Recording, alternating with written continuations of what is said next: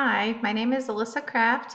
I am the ag teacher at Northern Valley High School. It's in Almena, Kansas. We are a small 1A high school. We have about 47 high schoolers enrolled this year.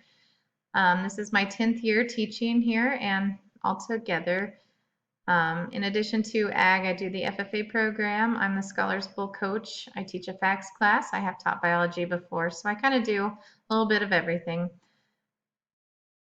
Something I want to gain from this course is kind of everything. Our school is purchasing Chromebooks so that our students can go one-to-one this year.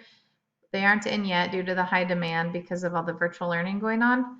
But I would really like to learn as much as I can so that I can utilize our Google Suites we just started and Google Classroom and all the different aspects of Google to make that run smoothly.